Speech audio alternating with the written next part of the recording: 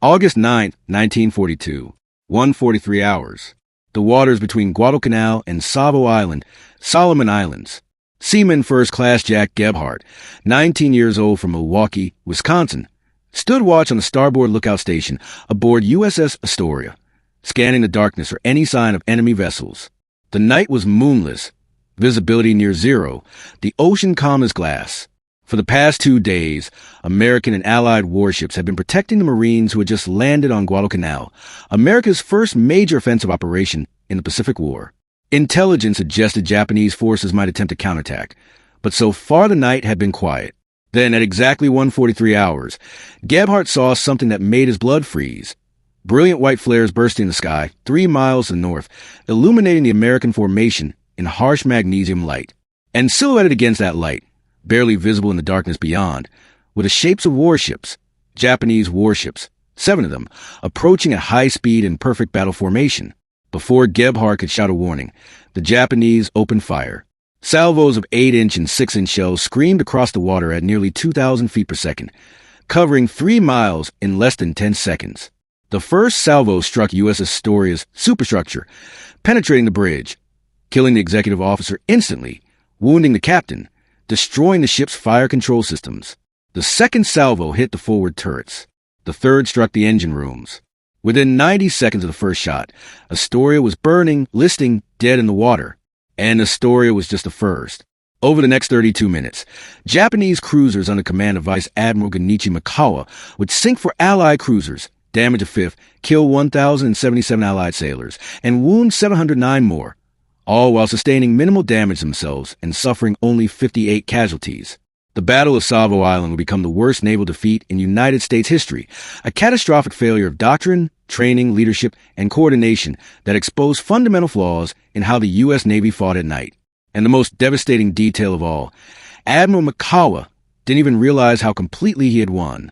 After destroying the Allied cruiser force, he withdrew without attacking the vulnerable transport ships anchored off Guadalcanal, the ships carrying supplies and reinforcements from Marines ashore. Had Mikawa pressed his attack and destroyed those transports, the Guadalcanal campaign might have failed, potentially extending the Pacific War by months or years. This is a story of how 7 Japanese cruisers achieved tactical perfection in 32 minutes of violence, how American commanders made a series of decisions that left their ships vulnerable to catastrophic surprise attack, and how the survivors of the worst night in U.S. Navy history live with the trauma of a battle that should never have been lost the way it was lost. If this kind of in-depth military history breakdown is your thing, hit that subscribe button now. It really helps us keep bringing you these untold stories from World War II and beyond. All right, let's get into how this disaster unfolded. Now, to understand the Battle of Savo Island, we need to understand what American forces were doing in the Solomon Islands in August 1942 and why the stakes were so extraordinarily high. By mid-1942, 6 months after Pearl Harbor, Japan controlled a vast empire stretching from Burma to the Central Pacific. Japanese forces had conquered the Philippines, Malaya, Singapore, the Dutch East Indies, and much of New Guinea. They had established bases throughout the Solomon Islands and were building an airfield on Guadalcanal that would threaten Allied supply lines to Australia. If Japan completed that airfield and based bombers there, they could interdict shipping between the United States and Australia, potentially forcing Australia out of the war, or at minimum severely limiting Allied offensive options in the Southwest Pacific. The strategic implications were profound. Lose Australia as a base of operations, and the Allies would have no platform from which to launch a counteroffensive against Japan's southern perimeter. The decision was made at the highest levels of Allied command. Seize Guadalcanal before the airfield became operational, deny Japan that strategic position, and use Guadalcanal as a base for future operations up the Solomon Islands chained toward Bode, Japan's major base in the South Pacific. Operation Watchtower, the invasion of Guadalcanal, was launched on August 7, 1942, just 8 months after Pearl Harbor. It was rushed, under-resourced, and risky. The 1st Marine Division, commanded by Major General Alexander Vandergrift, landed on Guadalcanal and nearby Tulagi with limited supplies, inadequate intelligence, and uncertain logistics. The Marines seized a partially completed airfield, which would be renamed Henderson Field, with minimal opposition.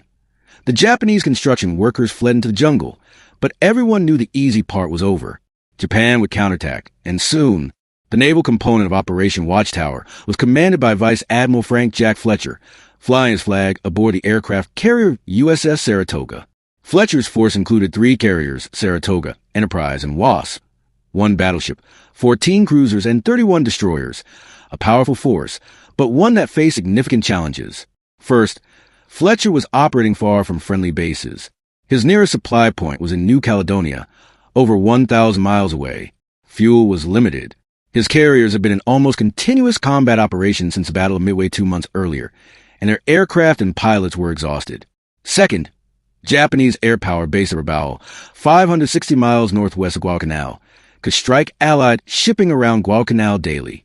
Fletcher's carriers provided air cover for the invasion force, but maintaining that cover required constant combat air patrols, which burned through aviation fuel and exposed his carriers to counterattack. Third, intelligence indicated that Japanese surface forces might attempt a night attack to disrupt the invasion. Night combat favored the Japanese, who had invested heavily in night fighting tactics, training, and equipment, particularly the Type 93 Long Lance torpedo, the most effective naval torpedo in the world, capable of hitting targets at ranges exceeding 20 miles. These factors created a dangerous situation for the Allied forces anchored off Guadalcanal. The transports and cargo ships offloading supplies were vulnerable, slow, poorly armed, incapable of defending themselves against determined attack. Protecting those ships fell to cruisers and destroyers of the screening force, commanded by British Rear Admiral Victor Crutchley aboard the Australian heavy cruiser HMAS Australia. Crutchley's force was divided into 3 groups: a northern force patrolling between Savo Island and Florida Island, a southern force patrolling between Savo Island and Guadalcanal, and an eastern force guarding the entrance to the sound where the transports were anchored. This dispersion was intended to cover all possible approaches, but also meant that the screening forces were separated, unable to support each other if attacked simultaneously or in quick succession.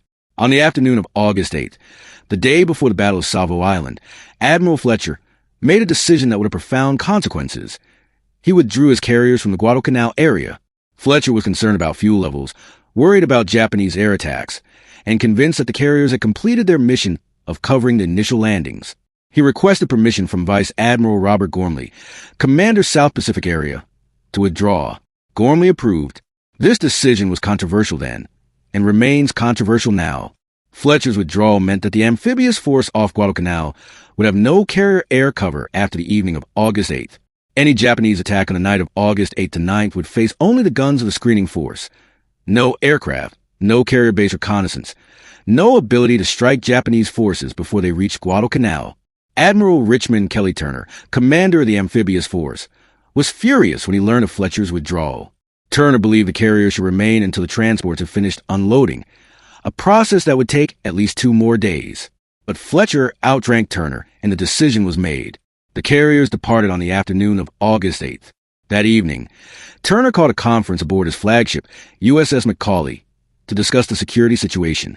Admiral Crutchley attended, leaving his flagship HMAS Australia and traveling by small boat to Macaulay. This meant that Australia, the most powerful ship in the screening force, was temporarily out of position, and Crutchley was not with his ships at the moment they would be attacked. The conference discussed reports that Japanese warships had been spotted approaching from the north, reports from Allied reconnaissance aircraft that had observed Japanese forces departing Rabaul and heading southeast. But the intelligence was incomplete. How many ships? What types? What was their objective? No one knew for certain. The conference concluded late in the evening with no definitive decisions about repositioning forces or altering patrol patterns. Crutchley returned to his ship. The screening forces resumed their patrols. And in the darkness of the northwest, Vice Admiral Gunichi Mikawa's force of 7 cruisers and 1 destroyer was approaching at 26 knots, preparing to execute a night attack that would shatter the Allied screening force in 32 minutes of near-perfect violence. Vice Admiral Gunichi Mikawa, 54 years old, was a career naval officer who had spent decades mastering the art of night combat. He understood that Japan's industrial capacity could not match America's, that Japan could not win a war of attrition, and that Japanese naval forces had to achieve maximum tactical efficiency in every engagement, overwhelming the enemy quickly, inflicting catastrophic damage, and withdrawing before American superiority in numbers and resources could be brought to bear. When Mikawa received orders on August 7th to attack Allied forces at Guadalcanal, he immediately began planning a night assault. Night combat negated many of America's advantages. American radar in 1942 was primitive and unreliable. American doctrine emphasized daytime gunnery, using optical rangefinders and fire control systems that required visibility. American night vision training was minimal. In contrast, Japanese forces have spent years developing night fighting capabilities, training crews to fight in darkness, perfecting tactics for surprise attacks. Mikawa's force consisted of 7 cruisers and 1 destroyer. Heavy cruisers, Chokai flagship, Aoba, Keiko Kinagasa, Furitaka light cruisers, Tenryu, Yubari destroyer, Yanagi. The heavy cruisers mounted 8-inch guns and carried Type 93 long lance torpedoes. The light cruisers mounted 6-inch guns and also carried long lance torpedoes. The destroyer served primarily as a scout. Total firepower: 34 8-inch guns, 36-inch guns, 61 long lance torpedoes, plus numerous smaller weapons. Against this force, the Allied screening groups had Northern Force, USS Vincennes, USS Quincy, USS Astoria heavy cruisers, USS Helm, USS Wilson destroyers, Southern Force, HMAS Australia, HMAS Canberra heavy cruisers, USS Chicago heavy cruiser, USS Bagley, USS Patterson destroyers, Eastern Force, USS N1, HMAS Hobart light cruisers, USS Monson, USS Buchanan destroyers. On paper, the forces were roughly comparable. 8 Allied cruisers versus 7 Japanese cruisers. But Mikawa had critical advantages. His force was concentrated, operating under a unified command, following a carefully planned attack sequence.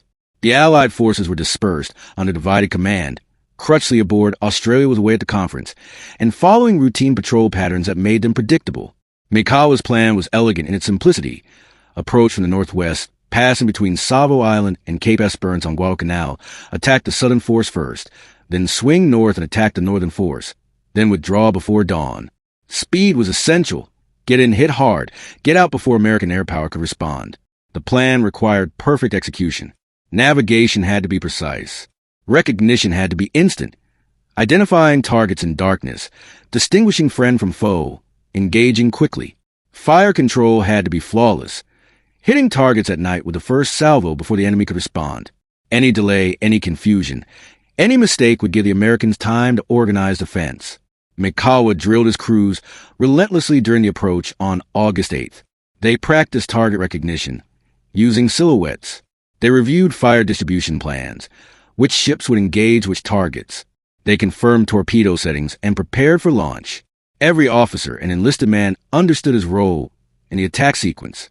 At 2,100 hours on August 8th, Mikawa's force entered the slot, the body of water running southeast through the Solomon Islands toward Guadalcanal. Allied reconnaissance aircraft had spotted the Japanese force earlier in the day, but poor communication meant that warnings never reached the screening force commanders in time to alter dispositions. At midnight, Mikawa's cruisers approached Savo Island from the northwest. Visibility was near zero, no moon, heavy cloud cover, occasional rain squalls. Perfect conditions for a surprise attack.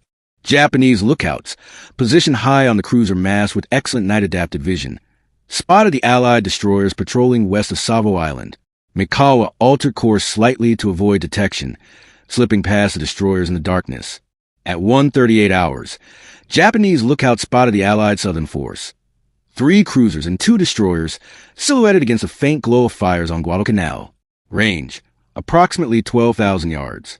Mikawa gave the order, illuminate and attack. At 1:43 hours, float planes launched from the Japanese cruisers dropped flares, bathing the Allied ships in brilliant white light. In that moment, the Americans realized they were about to be attacked, but it was already too late. At 1:43 hours, the world exploded for the sailors of HMAS Canberra.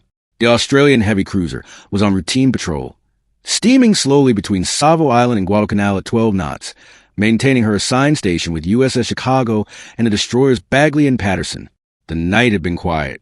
Radar had detected nothing unusual. Lookouts had seen nothing.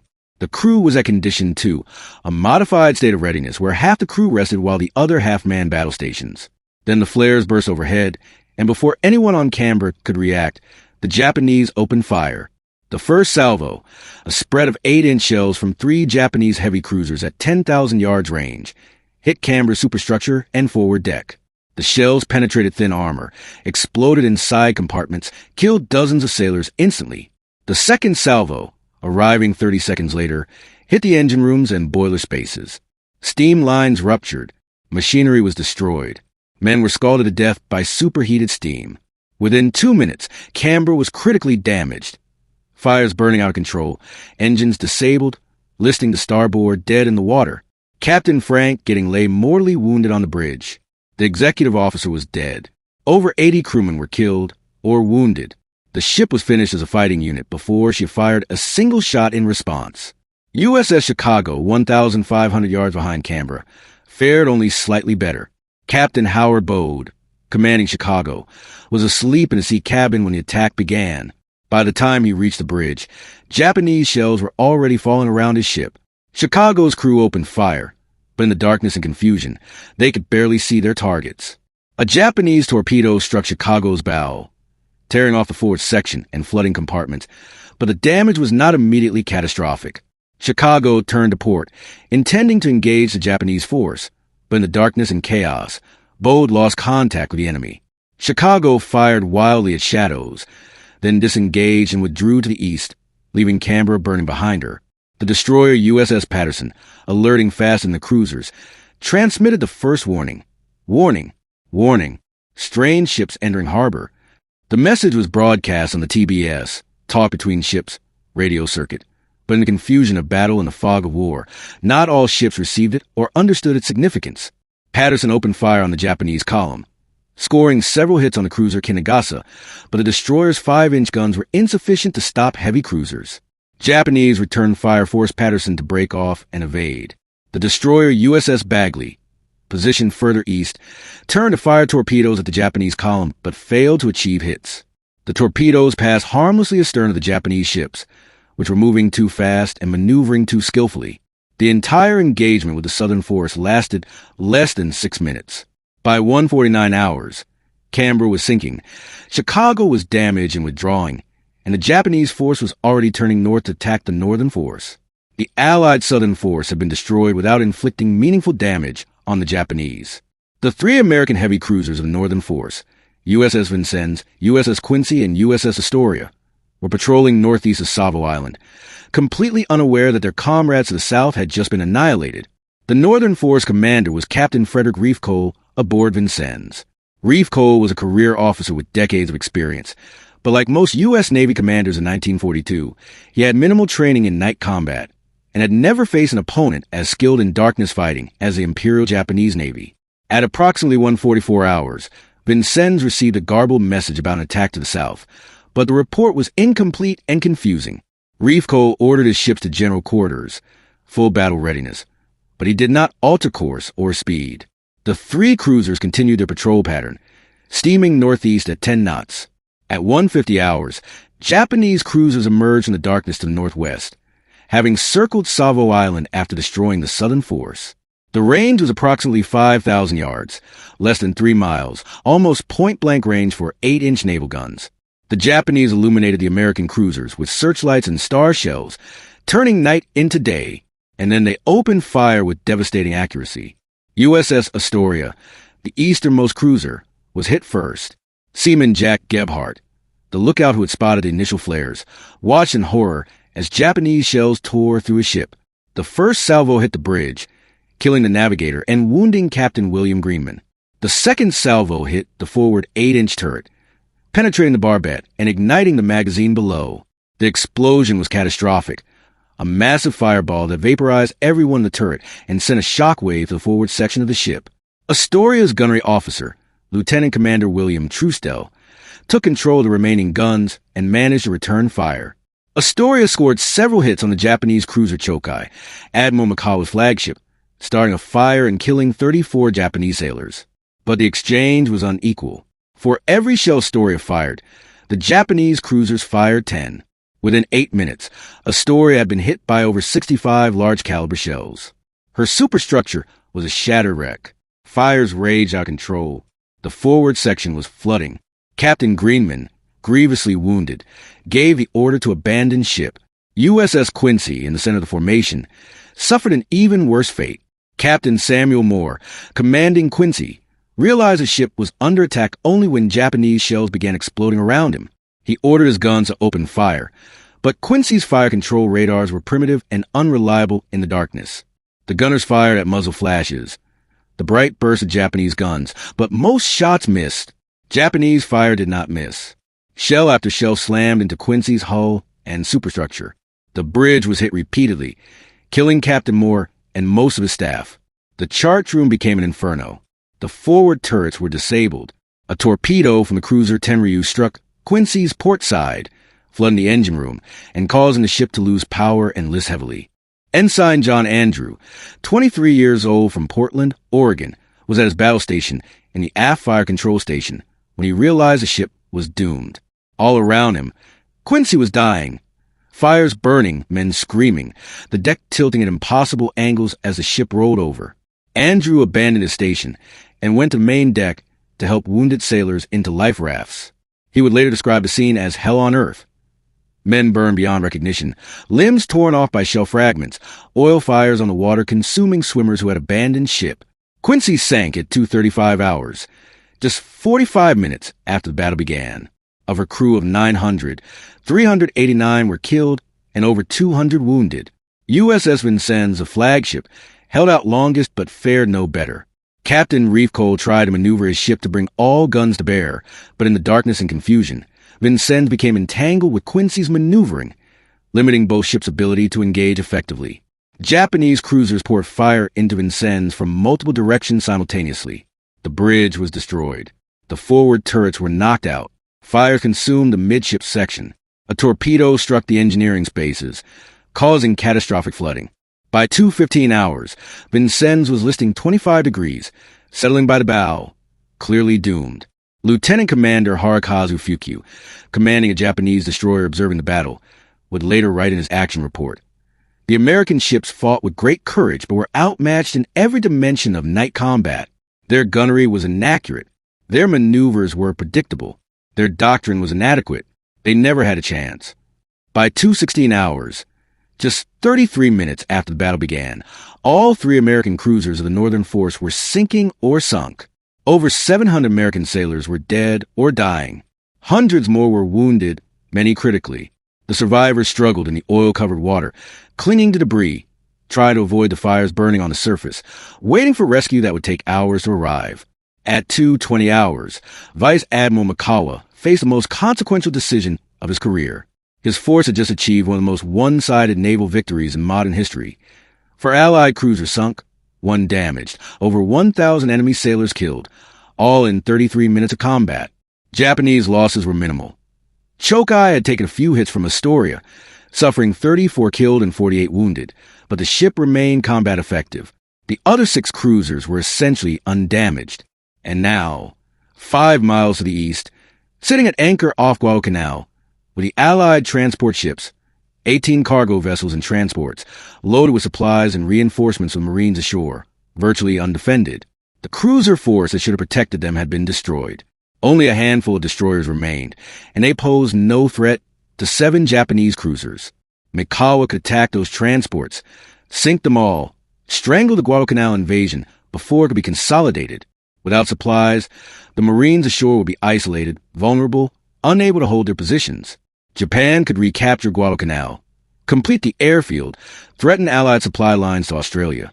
But attacking the transports would take time, at least 2 hours to approach, engage, and sink 18 ships. Dawn would arrive at approximately 6 o'clock hours, 4 hours away. Admiral Fletcher's carriers had withdrawn, but they were still within range. If Mikawa attacked the transports and lingered in the area past dawn, American carrier aircraft would find him. His cruisers, without air cover, would be vulnerable to devastating air attack. Mikawa made his decision. Withdraw. The victory was sufficient. Pressing the attack risked his entire force.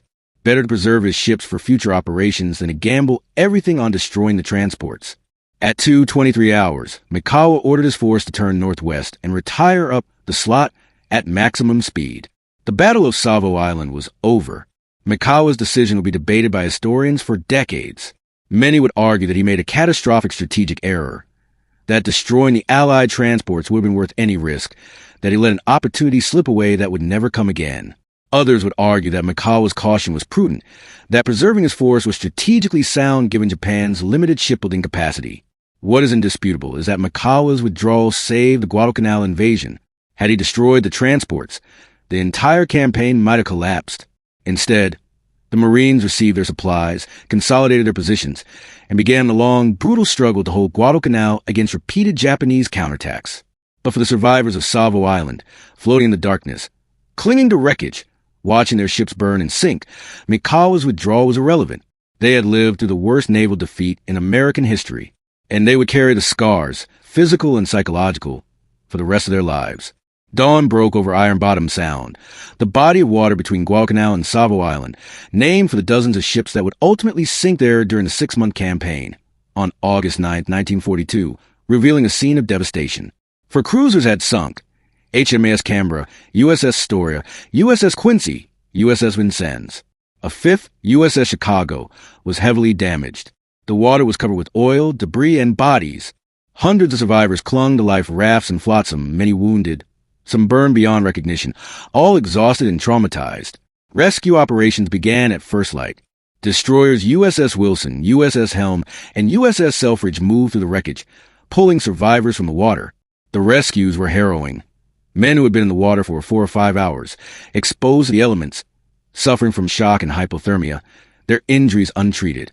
Many died during rescue or shortly after being pulled aboard the destroyers. The count of casualties took days to finalize. The final toll: 1,077 killed, 709 wounded. These numbers made Savo Island the costliest naval battle in American history, in terms of lives lost in a single engagement. Among the dead were 3 cruiser captains: Captain Samuel Moore Quincy, killed on his bridge; Captain Frank Gidding of Canberra, mortally wounded, died of injuries; and Captain Frederick Reefcoe of Vincennes, killed when a shell struck the bridge. These losses at command level reflected the battle's most devastating characteristic. The Japanese had achieved total surprise and overwhelming firepower, killing senior officers before they could organize effective defense. The wounded presented enormous challenges for the Navy's medical system. Many had severe burns, the most common injury in naval combat, caused by exploding fuel oil and burning oil on the water. Burns were agonizing, difficult to treat with 1942 medical technology, and often fatal due to infection. Other wounded suffered traumatic amputations from shell fragments, crush injuries from collapsing structures, and internal injuries from blast waves. Hospital ships USS Solace and USS Relief treated the wounded, but facilities were overwhelmed. Morphine was in short supply. Burn treatments were primitive. Many wounded would die in the days and weeks following the battle, not from their initial injuries, but from complications and infections that 1942 medicine could not prevent. The psychological trauma was profound and would never fully heal. Survivors described recurring nightmares: the sound of shells hitting metal, the screams of burning men, the sight of their ships rolling over and sinking. Post-traumatic stress disorder, PTSD, would not be formally recognized as a medical condition until decades later, but the survivors of Savo Island suffered from it acutely. Seaman Jack Gebhardt, the 19-year-old lookout from Milwaukee who had spotted the Japanese flares, survived Astoria's sinking, but watched dozens of his shipmates die around him. He would later write to his parents, "I don't think I will ever forget what I saw that night. Men on fire jumping into water that was also on fire. Men with arms or legs blown off, calling for help that never came. I survived, but I'm not sure why, and I'm not sure I deserved when so many better men died." The magnitude of the defeat demanded investigation. How had 4 cruisers been sunk in 33 minutes? How had the Japanese achieved total surprise? Who was responsible for the disaster? Admiral Ernest King, Commander-in-Chief U.S. Fleet, ordered a formal inquiry. The investigation would last months and would examine every aspect of the battle: intelligence failures, command decisions, tactical dispositions, equipment performance, training deficiencies. The inquiry revealed systematic failures at multiple levels. Intelligence failure. Allied reconnaissance aircraft had spotted Mikawa's force departing Rabaul on August 8th, but the sighting report was delayed and garbled. By the time the information reached the screening force commanders, it was too late to alter dispositions. The failure to provide timely, actionable intelligence left the Allied forces blind to the approaching threat. Command structure failure. The divided command structure created confusion and delayed decision-making. Admiral Crutchley, commanding the screening force, was away from his flagship attending the conference aboard Macaulay when the attack occurred. His temporary absence meant HMAS Australia was out of position, and the screening force lacked unified command at the critical moment. Tactical failure. The dispersion of the screening force into 3 separate groups meant that each group fought alone, unable to support the others. The patrol patterns were predictable and did not account for the possibility of a high-speed night attack from an unexpected direction. Equipment failure. American radar in 1942 was primitive, unreliable, and poorly understood by most operators. Radar sets aboard the cruisers failed to detect the approaching Japanese force, or detected contacts that were misidentified or ignored. Fire control systems designed for daytime gunnery were inadequate for night combat. Training failure. American crews had minimal night combat training. Doctrine emphasized daytime engagements using visual sighting and optical rangefinders. The Navy had not developed effective night fighting tactics, had not trained crews extensively in darkness operations, and had not prioritized night combat as a critical capability. But beyond these systemic failures, the inquiry focused on individual commanders and their decisions. Captain Howard Bode of USS Chicago came under particular scrutiny. Bode had been asleep when the battle began. When he reached the bridge, his ship was already under attack. He engaged briefly, but when his ship was hit by a torpedo, he withdrew to the east without attempting to rally the southern force or warn the northern force of the Japanese attack. Critics argue that Bode abandoned his responsibilities, that he should have aggressively engaged the Japanese, even at risk to his own ship, that his withdrawal contributed to the disaster that befell the northern force. Bode was questioned extensively during the inquiry. He defended his actions, arguing that in the darkness and confusion, he made the best decisions he could with the information available. But the questioning was harsh, the criticism severe. Bode felt he was being scapegoated for failures that went far beyond his individual decisions. In April 1943, 8 months after the battle, Captain Howard Bode committed suicide. He left a note stating that he could not live with the accusations and the guilt. His death cast a shadow over the inquiry and raised difficult questions about how the Navy treated commanders who made mistakes in the chaos of combat. The inquiry's final report, issued in 1943, was scathing but spread blame widely. It concluded that the defeat resulted from systemic failures of doctrine, training, equipment, and leadership rather than from the errors of any single individual. But it also made clear that senior commanders bore responsibility for not adequately preparing their forces for night combat. Admiral Richmond Kelly Turner, who commanded the amphibious force, absorbed much of the criticism. Turner had positioned the screening forces, set patrol patterns, and made decisions about readiness levels. The inquiry found that Turner's dispositions were flawed, that the screening force was inadequately positioned to defend against a high-speed night attack. Admiral Frank Jack Fletcher, who withdrew the carriers on August 8, was criticized for leaving the amphibious force without air cover. Many historians believe Fletcher's withdrawal directly contributed to the disaster by removing the one asset that might have detected and attacked Mikawa's force before it reached Guadalcanal. But the inquiry also acknowledged that American doctrine in August 1942 was inadequate for the kind of warfare the Navy faced in the Pacific. Night combat required specialized training, advanced equipment, aggressive tactics, and a willingness to accept risk. The Navy in 1942 lacked all these elements. Savo Island was a harsh but necessary lesson. For Admiral Mikawa and the Japanese Navy, the Battle of Savo Island was a tactical triumph but a strategic disappointment. Mikawa received praise from Japanese Naval Command for the one-sided victory. For cruisers sunk, minimal Japanese losses, perfect execution of night combat tactics. Emperor Hirohito personally commended Mikawa for his achievement. Japanese propaganda celebrated the battle as proof that Japan's warrior spirit and tactical superiority could overcome America's material advantages. But senior Japanese strategists understood that Mikawa had missed a larger opportunity. Destroying the Allied cruisers was significant, but destroying the transport ships would have been decisive. Captain Toshikazu Ami, a staff officer who later analyzed the battle, wrote, "We won a brilliant tactical victory, but failed to achieve strategic success. We sank their warships but left their cargo ships untouched. We demonstrated our superiority in night combat, but did not capitalize on that superiority to win the larger campaign." And indeed, Mikawa's withdrawal allowed the Guadalcanal invasion to continue. The Marines received their supplies, consolidated the airfield Henderson Field, and began receiving air reinforcements. Within weeks, American aircraft based on Henderson Field were attacking Japanese shipping, making it increasingly difficult for Japan to reinforce or resupply their forces on Guadalcanal. The campaign devolved into a brutal 6-month struggle of attrition, exactly the kind of fight Japan could not afford. Japanese forces made repeated attempts to recapture Henderson Field, launching ground offensives, naval bombardments, and air raids. But each attempt failed, and each failure consumed resources Japan could not replace. The turning point came at the naval battle of Guadalcanal in November 1942, when American forces sank 2 Japanese battleships and crippled Japan's ability to conduct large-scale reinforcement operations. By February 1943, Japan was forced to evacuate Guadalcanal, abandoning the island and ceding strategic initiative to the Allies.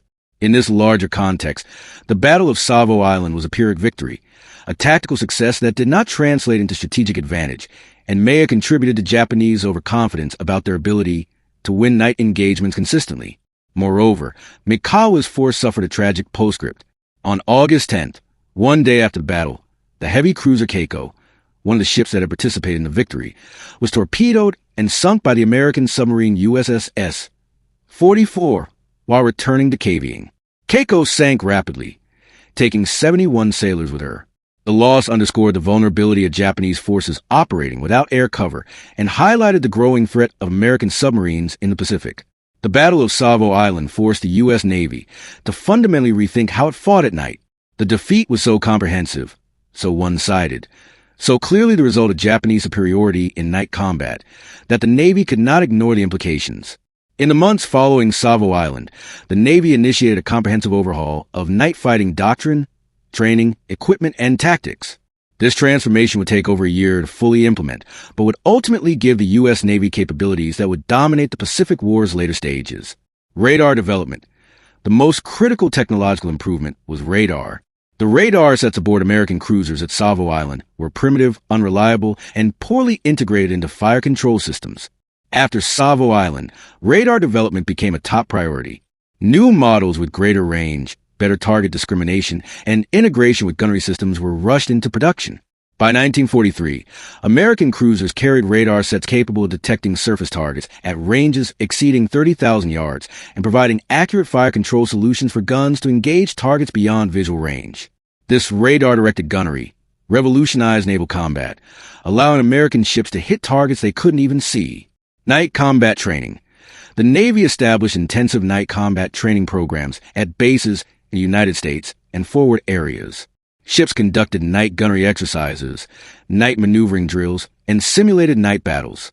Crews learned to fight in darkness, to trust their radar, to coordinate fire without visual references. Officers attended schools specifically focused on night tactics. They studied Japanese techniques, analyzed Savo Island in detail, developed countermeasures. The goal was to transform American weakness in night combat into strength through rigorous training and doctrinal development. Tactical innovation. New tactics emphasize aggressive action rather than passive defense. Instead of patrolling predictably, American forces would seek out enemy ships, use radar to detect them first, and engage with overwhelming firepower before the enemy could respond. The emphasis shifted from defensive screening to offensive engagement. Destroyer tactics evolved particularly dramatically. American destroyers, equipped with improved radar and trained in aggressive night tactics, became lethal weapons in darkness. They would approach enemy formations at high speed, launch torpedo attacks, and withdraw before the enemy could respond effectively. Leadership changes. The Navy replaced or reassigned commanders who had demonstrated inadequacy in night combat and promoted officers who showed aptitude for aggressive, decisive action. This created a new generation of leaders, officers like Arleigh Burke, Willis Lee, and Norman Scott, who would dominate American naval operations in the Pacific War's later years. The lessons of Savo Island were applied in a series of night battles fought in the Solomon Islands between August 1942 and November 1943. These battles demonstrated the evolution of American night fighting capabilities. Battle of Cape Esperance, October 11 to 12, 1942, 2 months after Savo Island, American cruisers under Rear Admiral Norman Scott engaged a Japanese force near Guadalcanal. Using improved radar and more aggressive tactics, Scott achieved tactical surprise, sinking one Japanese cruiser and damaging others. The victory was not decisive. The Americans also lost a destroyer and suffered damage to several ships, but it demonstrated that the U.S. Navy could compete with Japan in night combat. Naval Battle of Guadalcanal, November 12 to 15, 1942. This multi-day engagement featured several night actions, including a chaotic close-range battle on the night of November 12 to 13th, where American battleships USS Washington and USS South Dakota engaged Japanese battleship Kirishima. Washington, using radar-directed fire, pummeled Kirishima at point-blank range, reducing the Japanese battleship to a burning wreck. Kirishima sank the next morning. The battle demonstrated American progress in night combat, but also revealed continuing challenges. Coordination problems, communication failures, and instances where American ships fired on each other in the darkness. Battle of Tasvaranga, November 30th. 1942 American cruisers attempted to intercept a Japanese supply run, the Tokyo Express, were ambushed by Japanese destroyers armed with long lance torpedoes. One American cruiser was sunk, 3 others heavily damaged. The defeat showed that Japan still held advantages in certain types of night combat, particularly torpedo attacks by fast destroyers. Battle of Kolumbangara, July 12 to 13, 1943 American and New Zealand cruisers engaged a Japanese force escorting supply transports. The Americans used radar to detect the Japanese force and opened fire at long range. The Japanese light cruiser Jinsu was sunk, but American losses were also significant. The cruiser USS Helena was torpedoed and sunk by long lance attacks. The battle was tactically inconclusive but demonstrated that both sides had evolved their night fighting capabilities. Battle of Vella Gulf, August 6 to 7, 1943. This engagement marked a turning point. 6 American destroyers, using radar and coordinated tactics, ambushed a Japanese force of 4 destroyers. 3 Japanese destroyers were sunk without American loss. The one-sided victory demonstrated that American night fighting capabilities had finally surpassed Japan's, at least in destroyer-versus-destroyer actions. Battle of Empress Augusta Bay, November 2nd. 1943 American cruisers and destroyers intercepted a Japanese force attempting to attack Allied positions at Bougainville. Using radar-directed gunnery and coordinated tactics, the Americans sank 1 Japanese cruiser and damaged several others while suffering only light damage themselves. The battle confirmed American superiority in night combat and marked the end of Japan's ability to contest American naval dominance in the Solomons. These battles, spanning 15 months from Savo Island to Empress Augusta Bay, trace the art of American learning and adaptation. The Navy that suffered catastrophic defeat at Savo Island in August 1942 had, by late 1943, become the most capable night fighting force in the world. Beyond tactics, technology, and strategy, the Battle of Savo Island left a human legacy that endured long after the war ended. The survivors carried physical and psychological scars for life. Many bore visible marks. Burn scars, amputations, disfigurement from injuries that 1942 medicine could not fully repair.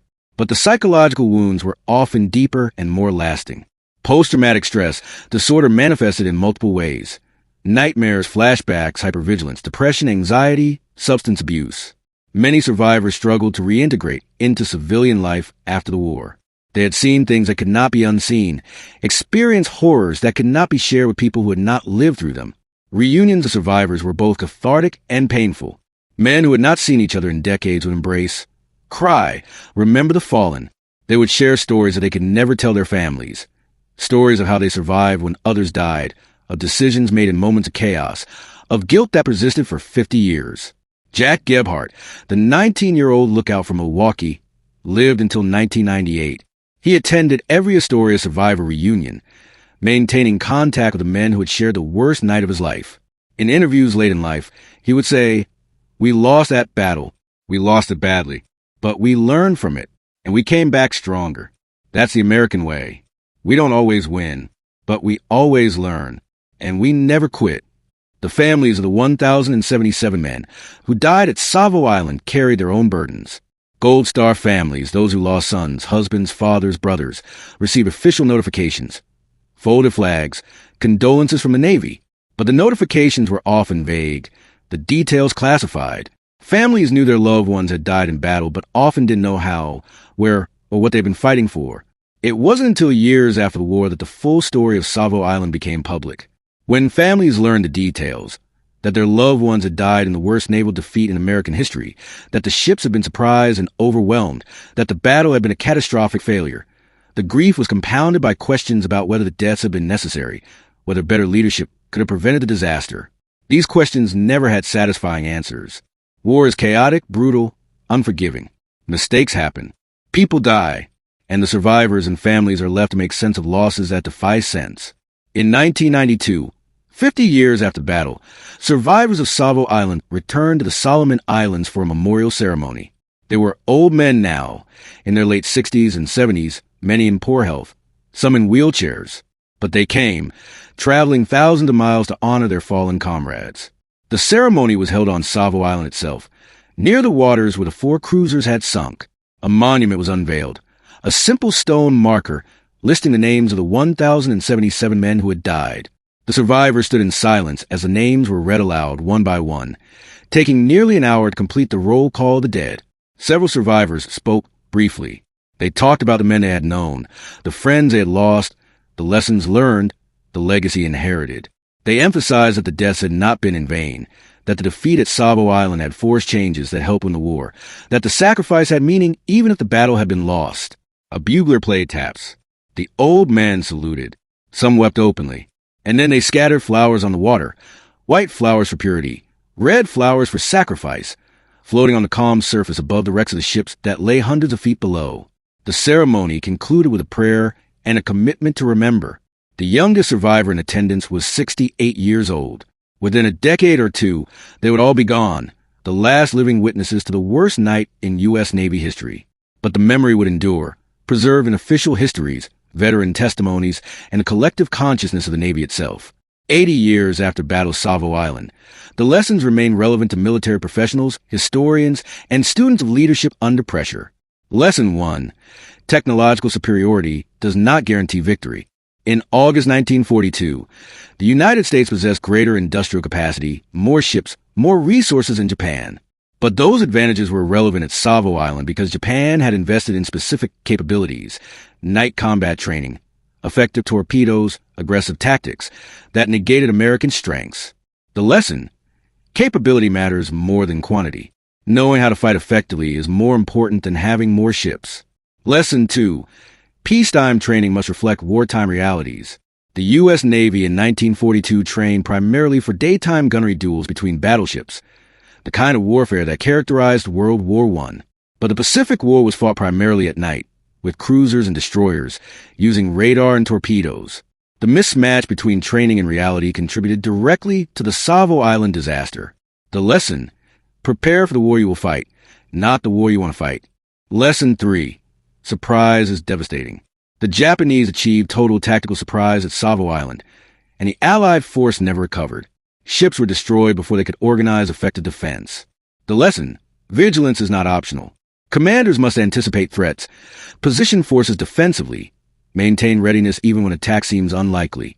Lesson 4. Divided command leads to disaster. The Allied screening force operated under divided command, with Admiral Crutchley away from his flagship during the attack. This created confusion, delayed decision-making, and prevented coordinated defense. The lesson: unity of command is essential in combat operations. Lesson 5. Failure is a teacher, but learning requires humility. The U.S. Navy could have responded to Savo Island defensively, blaming individuals, covering up the extent of the defeat. Instead, the Navy conducted a thorough inquiry, acknowledged systemic failures, and implemented comprehensive reforms. The willingness to learn from failure transformed the Navy into a force capable of dominating the Pacific by 1943 to 1945. The lesson: organizations that learn from mistakes grow stronger. Organizations that deny mistakes grow weaker. Lesson 6. The human cost of war extends far beyond the battlefield. The 1,077 men who died at Savo Island left behind families, communities, unrealized potential. The survivors carried trauma for life.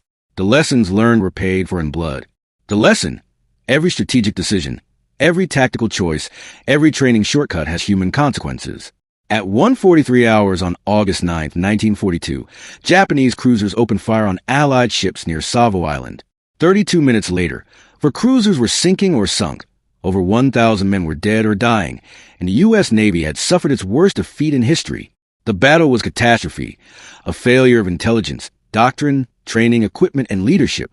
It exposed weaknesses the Navy had ignored, revealed gaps that peacetime training had not filled, and demonstrated that courage alone was insufficient against a technologically proficient, tactically superior enemy. But the battle was also a turning point. The Navy learned. The Navy adapted. Within a year, American forces had developed night fighting capabilities that surpassed Japan's. Within 2 years, the U.S. Navy dominated the Pacific. And by war's end, the fleet that had suffered humiliation at Savo Island had achieved complete victory over the empire that had inflicted that humiliation. The transformation was purchased with blood, the blood of the 1,077 men who died at Savo Island, the blood of thousands more who died in subsequent battles as the Navy learned to fight effectively at night. But the transformation was real and it mattered. Admiral Ernest King, reflecting on Savo Island years after the war, wrote, "We lost that battle badly. We deserved to lose it. We were unprepared, overconfident, and outfought. But we learned from it, and we made certain we would never lose that way again. That is the measure of a great institution. Not that it never fails, but that it learns from failure and emerges stronger." The Battle of Savo Island was the worst night in U.S. Navy history. But it was not the end of the story. It was the beginning of a transformation that would help win the Pacific War and establish the U.S. Navy as the most capable maritime force in the world. A position it has maintained for 8 decades since that terrible night off Guadalcanal, when everything went wrong and 1,077 American and Australian sailors paid the ultimate price for lessons their service desperately needed to learn.